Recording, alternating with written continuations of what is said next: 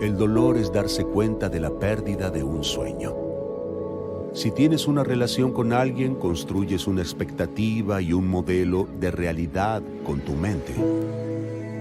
Y luego, cuando se destruye, cuando esa persona muere o te abandona o algo sucede, la ruptura de esa expectativa te roba tu seguridad.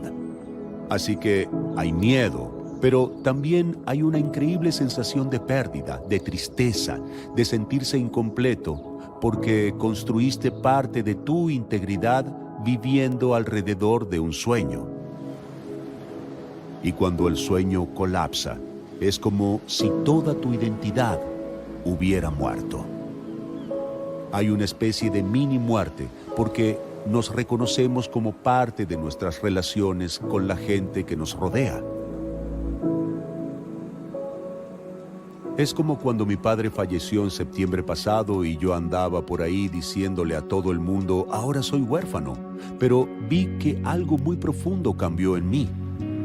Hasta ese día, aunque mi padre tenía 90 años y yo era independiente desde hacía muchos años, había una forma en la que mi identidad se basaba en términos de el mayor y el hijo. Algo cambió. Hubo una pérdida de seguridad que provenía de identificarme como alguien que siempre tenía a alguien que era mi padre, que estaba ahí para protegerme, cuidarme o algo así. Y el dolor es el intento de la mente de lidiar con la ruptura de esa expectativa. Y lo que haces para lidiar con el dolor por la pérdida es, al principio, aferrarte a distintos estados de ánimo para hacer que se vaya o para contrarrestar la tristeza, la depresión, el llanto.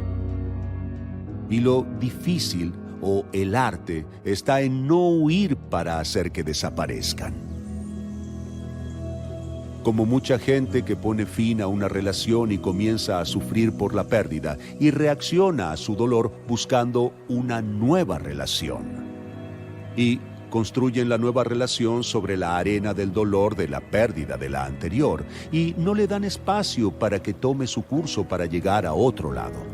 Así que siempre me inclino a recomendar a la gente que sienta su dolor y no que lo saque, pero no tengo un modelo sobre cómo la gente debe sentir ese dolor. No creo que haya que demostrar emociones, pero creo que todo tiene su tiempo, que hay un proceso de curación que sucede cuando uno comienza a existir después de la muerte de un sueño.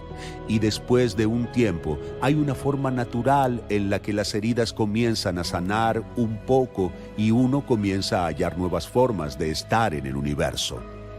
Y eso es muy suave. Y hasta ese momento es como una montaña rusa. Una persona se entristece mucho y luego parece estar mejor y todo el mundo dice, ¡qué bien, lidiaste con eso! Y tú eres todo sonrisas. Y de repente te golpea de nuevo.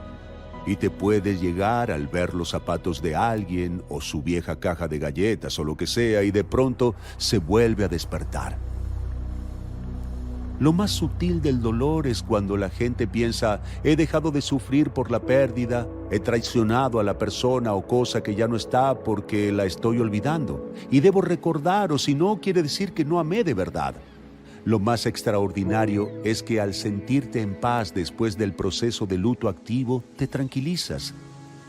Te escuchas y comienzas a apreciar que la forma en que eres con otra persona por la que sientes amor existe independientemente de las idas y venidas, incluso independientemente de la muerte y todas esas cosas. El santo Sri Ramana Maharshi, cuando estaba muriendo de cáncer y todo el mundo le decía, Bhagwan, Bhagwan, no nos dejes, no nos dejes, los miró confundido y les dijo, no sean tontos, ¿a dónde podría ir? Solo estoy abandonando el cuerpo, no estoy yendo a ninguna parte. Y te das cuenta de que el luto es parte de la historia dramática de tu separación. Porque no puedes sentir dolor por algo que no se está yendo a ninguna parte. Y es interesante porque aunque hayas roto con tu amante y surja la enemistad, siempre que haya habido un momento de amor verdadero entre los dos, de verdadera y trascendente unidad, eso está ahí. No lleva consigo un tiempo o un espacio para conectarse. Siempre reducimos las relaciones a tiempo y espacio, como: si me amas, pasas tiempo conmigo, no me dejarías. Y ahora es muy profundo para mí, y eso ha afectado mucho mi vida, porque ahora no estoy dispuesto a pasar tanto tiempo con la gente como antes para reafirmarles que mi amor está ahí. Y lo veo como su constante necesidad. ¿Me amas? ¿Cuánto tiempo pasarás conmigo? ¿Harás esto conmigo? ¿Harás eso? ¿Me das más de ti? Y es porque no pueden volver adentro, detrás de ese lugar a donde vamos el uno por el otro. Y encuentro extremadamente interesante amar más y más a la gente y despertar en ellos los sentimientos de amor, y luego ver cómo sus mentes toman eso y lo convierten en algo que toca el miedo. Así que luego quieren tomarlo y guardarlo y seguir probándolo y estar seguros de ello. Y cuando quieres decir que está aquí, está aquí. Ni siquiera tenemos que volver a vernos y sigue aquí. Eso es mucho pedir a la gente. Lo entiendo.